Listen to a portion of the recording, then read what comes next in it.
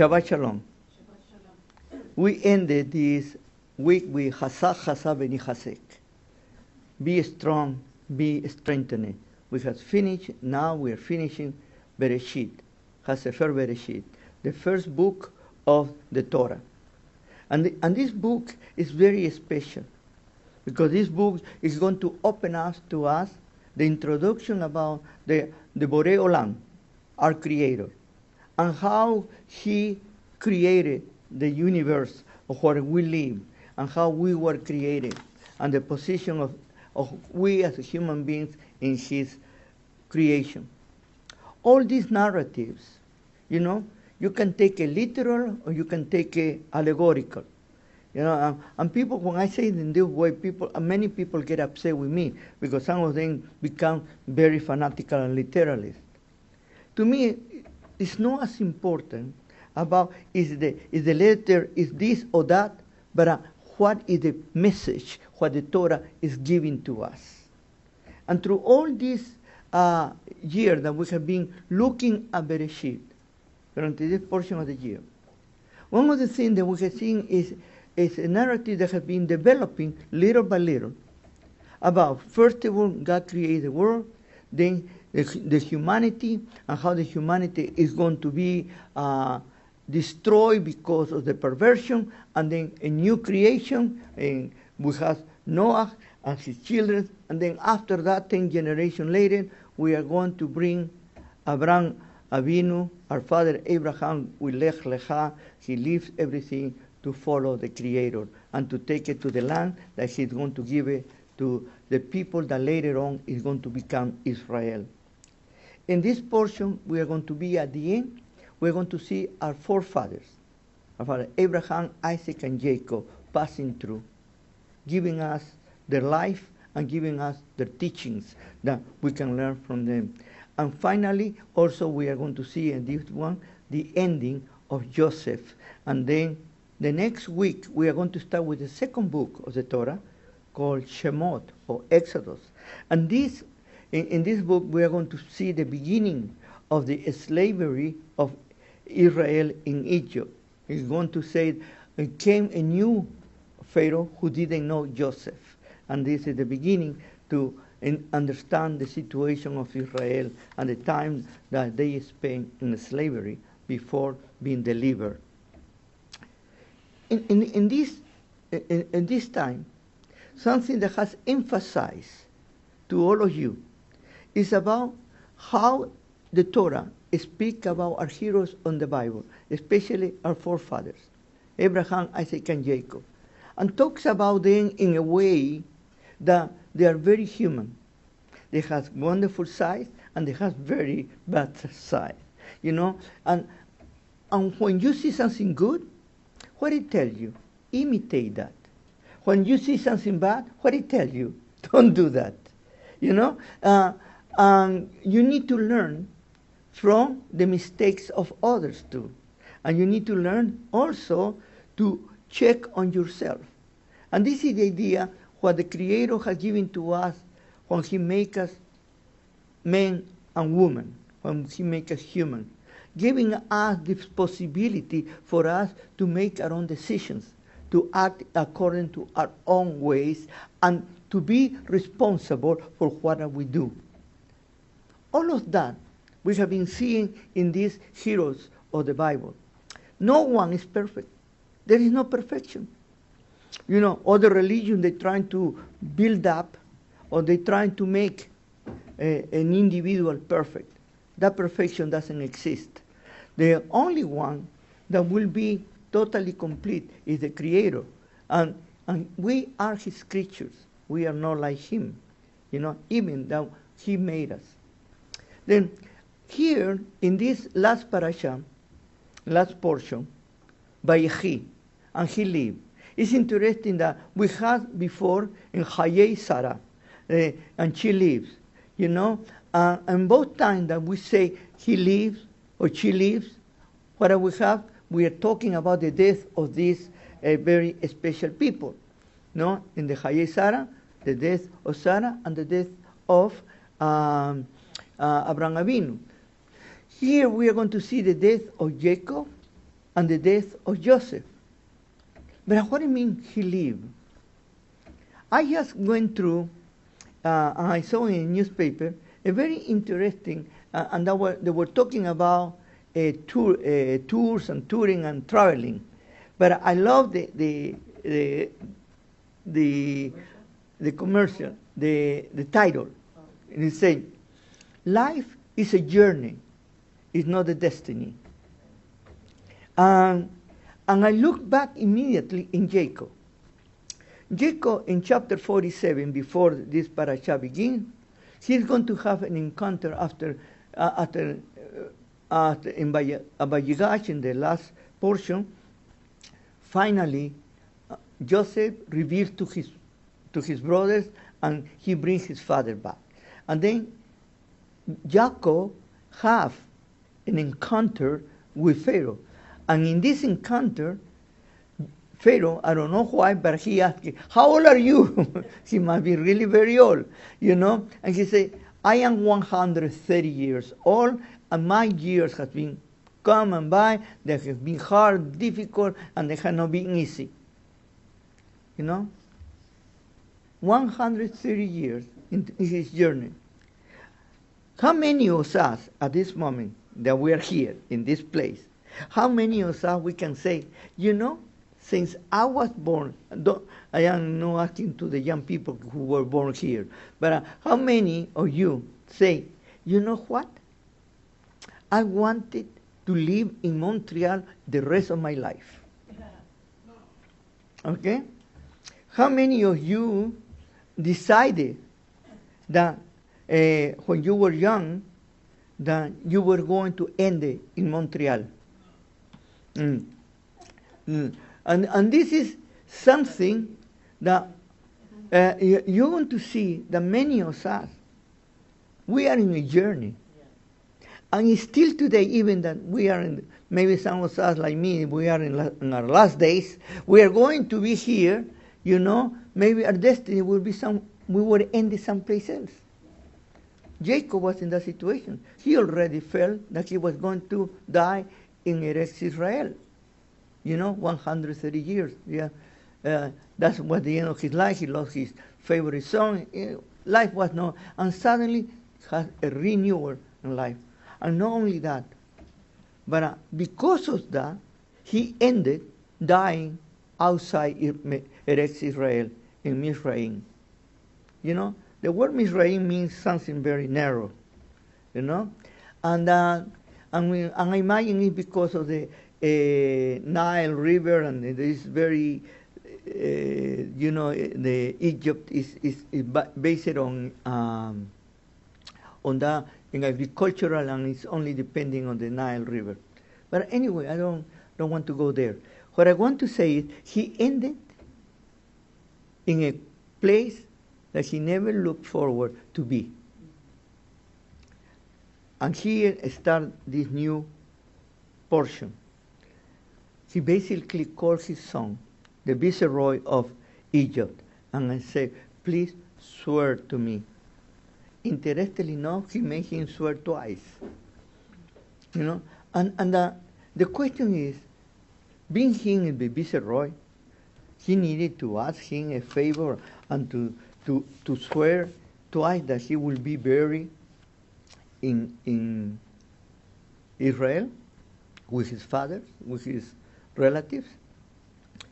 And there are many conjectures and many things one way or the other. Some of the rabbis say that he didn't have the right to ask his son to swear because his son was very high, and besides, you don't ask anybody who is your relative or personal that you trust to make swear something. You know, it's very interesting to use three opinions, and everybody going to have their opinion. But to me, it's only to look at the narrative and to see, not to trying to make somebody bigger than the other or holier than the other. And this is the problem that we constantly have. It's like the Creator has given me the right to defend my heroes. Let them defend themselves. You don't need to defend them. That's what is written. Check it why. And he did something that was not totally right. What you do? Well, he's human, and then he's going to try to make it right. That's all. But why he did that? I am sure that Jacob knew about the circumstances of his son, that even being the viceroy, he has certain responsibility with Egypt. And and he couldn't take away, the respect and reverence for Pharaoh.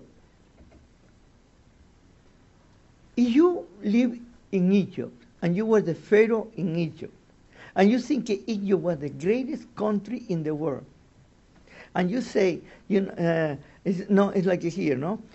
You are in Canada. I'm going to put it in this way because we are in Canada. And Canada is a power, is a fruitful nation, has a lot of things.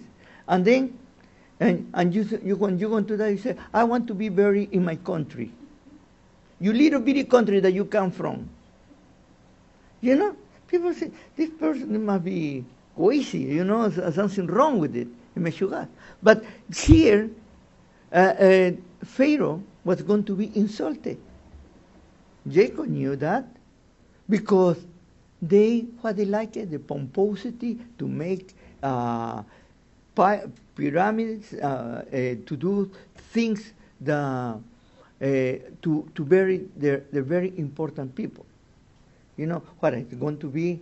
Do you remember? We are going to see later on in the book of Exodus, when Israel was fleeing from Egypt, the Egyptians started pursuing them. What did they say? There were no better tombs in Egypt. Why they want to be buried here in the middle of nowhere? Better tombs. And that's what Pharaoh was offering. And we're going to see that what Jacob was. Jacob was very, very wise man. He asked his son to swear him twice to be sure, because in that way Joseph could go to the Pharaoh and say, and in chapter 50 we are going to see that the interaction between Joseph and Pharaoh. My father has died, and he requested me. He made me swear to bury him. And what did Pharaoh say? Well, if your father make you swear, you need to keep your word to your father. You see? Then Joseph was not the one that wanted to bury his father in Egypt. Or in Israel, I'm sorry. It was not Joseph. But it was his father who insisted. Because he wanted to do a beautiful ceremony here in Egypt. No? And everything changed, and he sent a commission, a delegation, and they buried him. Not only after that comes another problem. The brothers. Finally, they went to the land of Israel. All the Hittites and the Canaanites and all of them, they were surprised and excited to see the caravan and the delegation, and they didn't even know what was going to happen to them. And these Israelis who left with their head down are coming back like the big machers, and they do the bury there, and they do all the things that they need to do, and suddenly they are coming back to the land. By the way, the Pharaoh allowed them to go, but the children and the animals, they need to stay in Goshen. Okay, you need to read carefully all the details. But what I want, basically Joseph was saying, don't worry, we are not going to stay there. We are coming back. No, and Pharaoh sent a group of guards with them. But on the way back, the brothers start shaking their legs. You know what? We need to tell somebody to tell Joseph that our father, before he died, asked us to tell you, to promise that he was not going to do anything to us, that he was going to forgive us. And here comes a subject that is very important to all of us. It's about true forgiveness. You know, sometimes maybe you have asked forgiveness, but there are situations in which you really do not feel forgiving. And look at what I say. You do not feel forgiving. Okay. And the question is, what needs to be done in order that you feel forgiving? Huh? And it's the relationship with the person. You know, many people say, I forgive you, but I don't want to see you the rest of my life. Right. You know, that's not forgiveness. No. You know, forgiveness really means that is you erase and you start again. No? The past is the past, but you need to start again. And you need to start again the relationship. And they had not felt that relationship. They were not sure about that. Why? Because of the position of Joseph. It's not that Joseph didn't want to forgive them. They had very obvious was that he totally forgave them.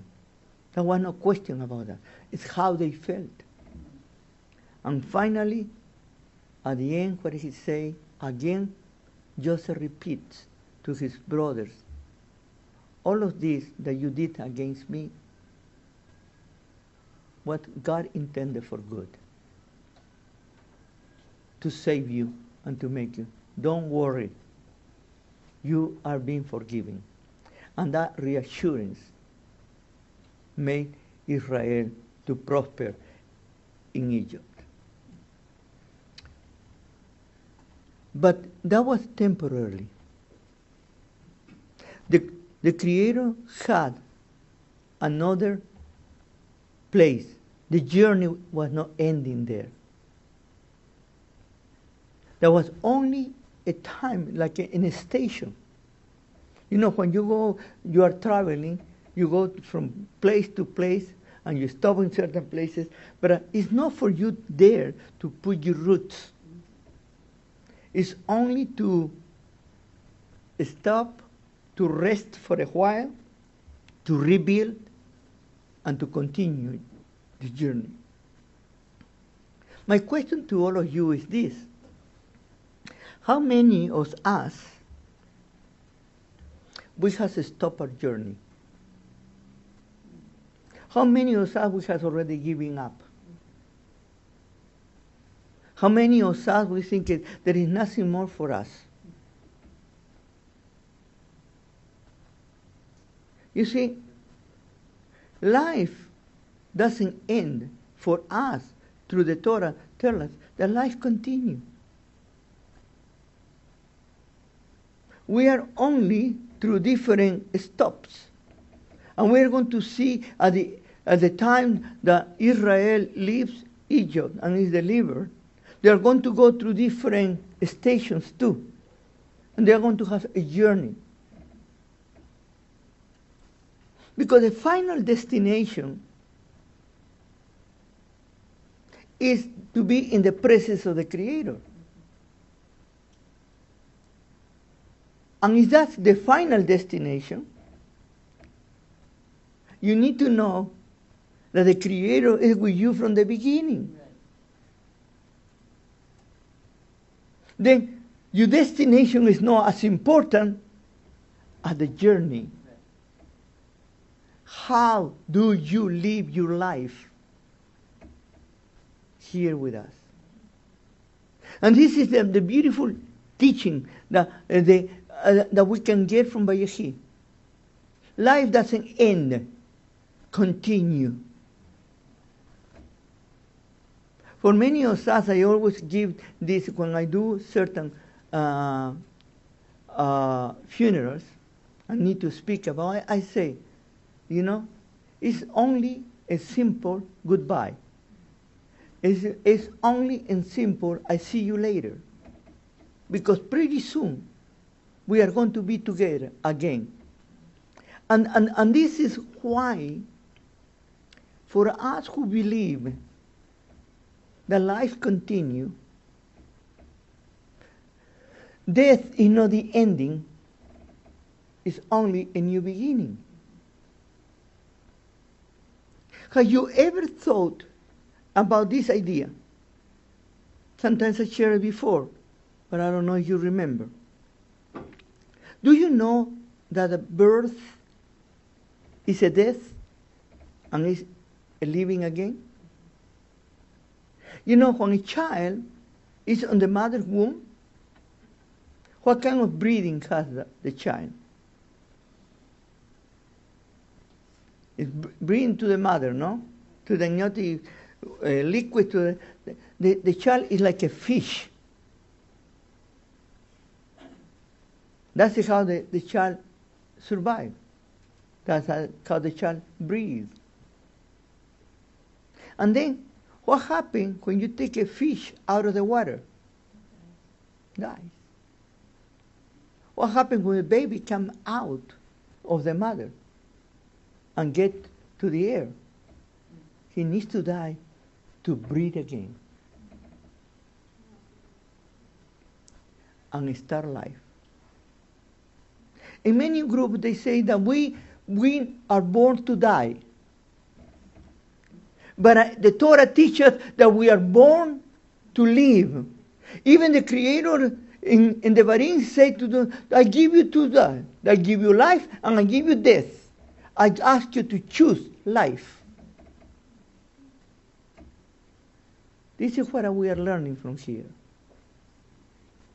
And your life is important. And sometimes you do not realize how much we affect others. Even when we don't think we are affecting anybody. Our presence is important. Each one of us counts. And when we are not together, we see the difference. We miss each other. Then we need to start learning about the importance of our own presence. Yes, each one of us will bring something. My dear Mildred, it's very important that you're here with us. Baruch, we are so happy that you are with us. And everybody here, the rest, all of you, your mere presence makes a difference. And we thank you for that. May the Lord bless you and have a wonderful Shabbat.